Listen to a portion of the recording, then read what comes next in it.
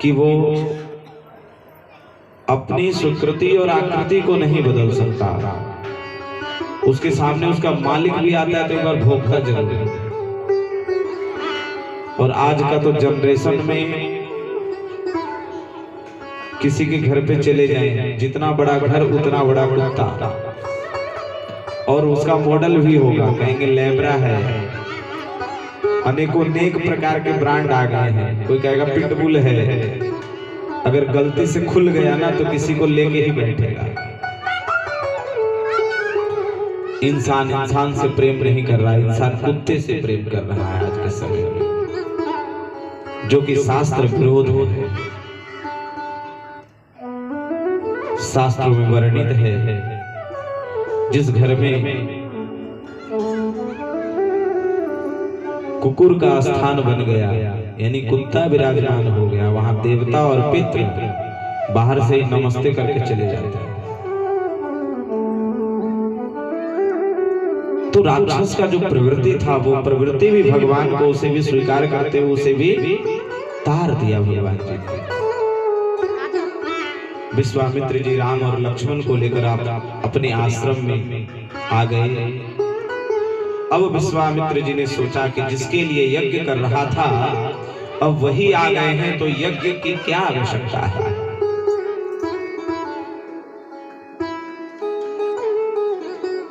शिथिल हो गए और तब प्रात कहा मुनिसन रघुराई।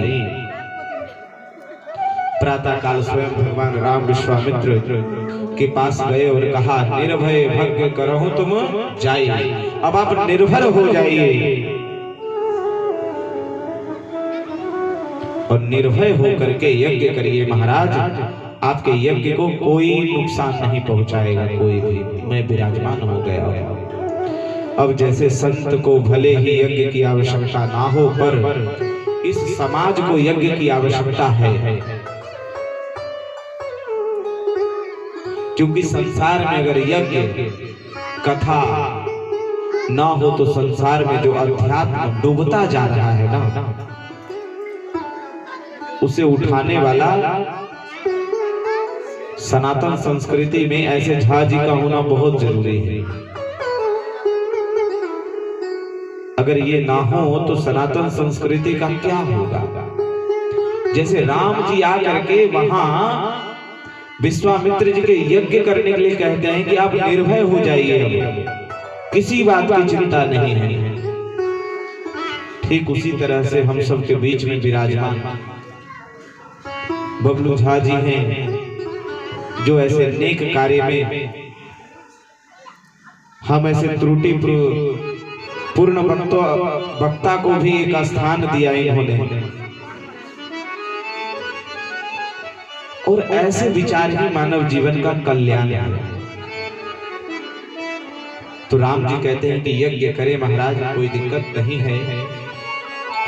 विश्वामित्र के मित्र देखो, जो संत होते हैं ये सारे संसार को देखते हैं, विश्व के ही मित्र होते हैं, क्योंकि वे सब जब कोई यज्ञ करते हैं तो अपने लाभ की दृष्टि से नहीं, समाज की दृष्टि से करते हैं। आप अगर अपने घर में एक हवन करते हैं तो उसमें आपका कल्याण होता है, लेकिन जब हम सामूहिक यज्ञ कथा करते हैं तो उसमें समाज का कल्याण होता है।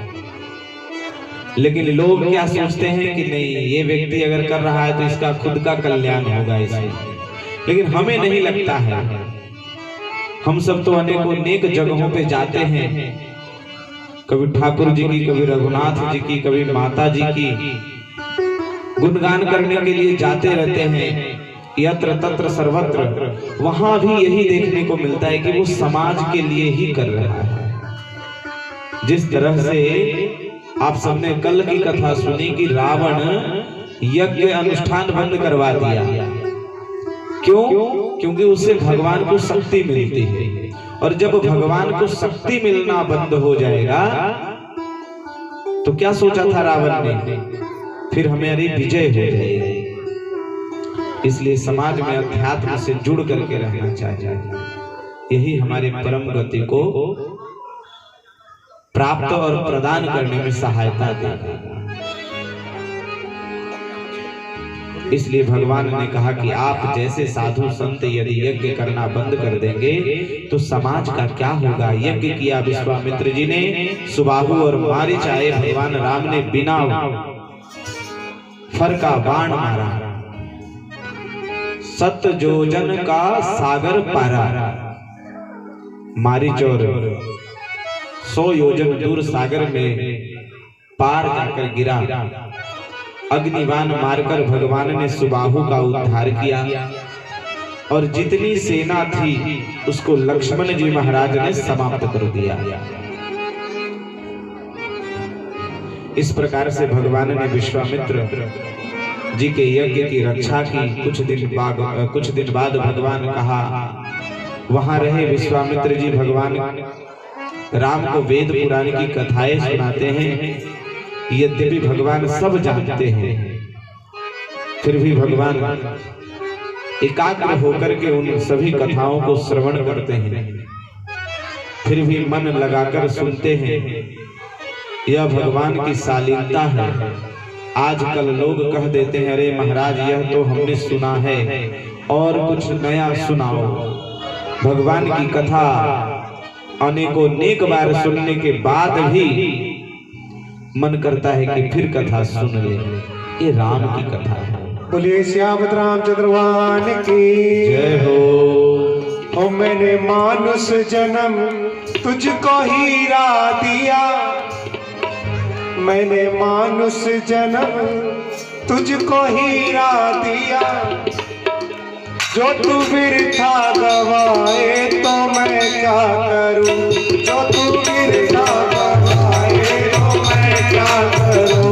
मैंने मानुष जन्म तुझको हीरा दिया, मैंने मानुष जन्म तुझको हीरा दिया। जो तू बिरथा गवाए तो मैं क्या करूं, जो तू बिरथा गवाए तो मैं क्या करूं। उन वेदों का सब कुछ बता ही दिया, वेदों का सब कुछ बता ही दिया। अब समझ में ना आए तो मैं क्या करूं, अब समझ में ना आए तो मैं क्या करूं। लेकिन पूरी श्री रामचंद्र महाराज जैसा कि महाराज जी ने पहले ही बताया कि इसमें एक व्यक्ति की पूरी जीवनचर्या लिखी गई है और स्वयं भगवान ने करके दिखाया कि अपने पिता के प्रति कैसा भाव रखना चाहिए, अपने मित्र के प्रति कैसा भाव रखना चाहिए। मतलब सारा कुछ उन्होंने बताया और समझाया। तूने बिरथा गवाया तो मैं क्या करूं, तूने बिरथा गवाया तो मैं क्या करूं। अन्य दूध आदि खाने को सब कुछ दिया, अन्य दूध आदि खाने को सब कुछ दिया। जैसे कि आलू दिया, गोभी दी, टमाटर दिया, सब कुछ दिया खाने के, दूध दही। अन्य दूध आदि खाने को सब कुछ दिया, अन्य दूध आदि खाने को सब कुछ दिया। मेवा मिष्ठान भी मैंने पैदा किया, मेरा मिष्ठान भी मैंने पैदा किया। देखिए गन्ने में से कितना अच्छा रस निकलता है। अब फिर उसकी चीनी बनती है, गुड़ बनता है, अब मिठाई बनती है, उसमें डाला जाता है मीठे को। और फिर भी निर्दयी हो जीवो सताने लगा, फिर भी निर्दयी हो सताने लगा। मांस मंदिराई खाए तो मैं क्या करूं, मांस मंदिराई खाए तो मैं क्या करूं।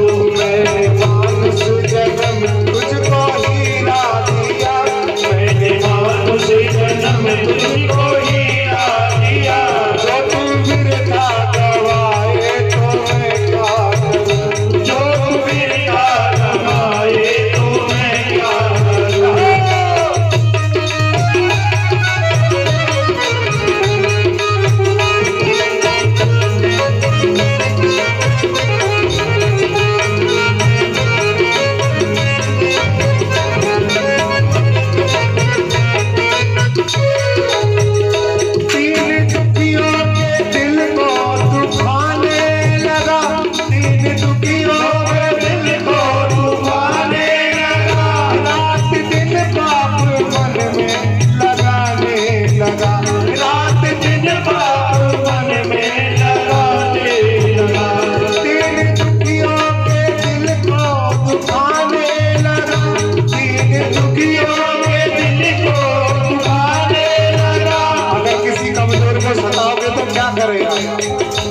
बददुआई देगा कि हमें सता रहा है, भगवान करे ऐसा हो जाएगा, तो बददुआई देगा। दीन दुखियों के दिल को दुखाने लगा, दीन दुखियों के दिल को दुखाने लगा, रात दिन पाप मन में लगाने लगा, रात दिन पाप मन में लगाने लगा। तूने जैसा किया वैसा पाने लगा, तूने जैसा किया वैसा पाने लगा।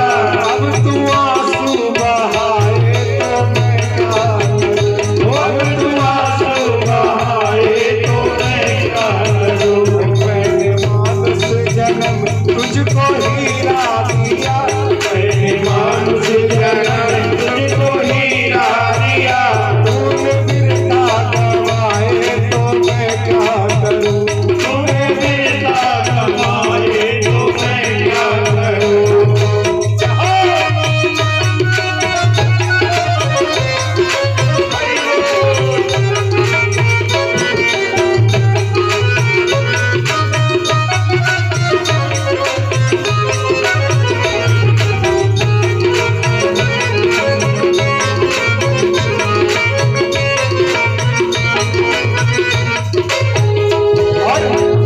नाम हरि का तेरा पाप काट दे, नाम हरि का तेरा पाप काट दे, नाम हरि का तेरा पाप भी काट दे, नाम हरि का तेरा पाप भी काट दे।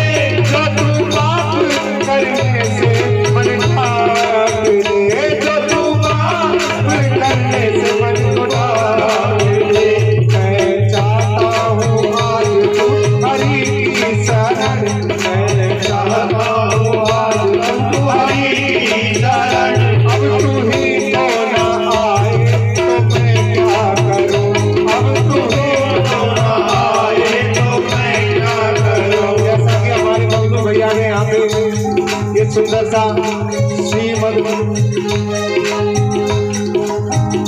श्री राम रामायण रखवाई है।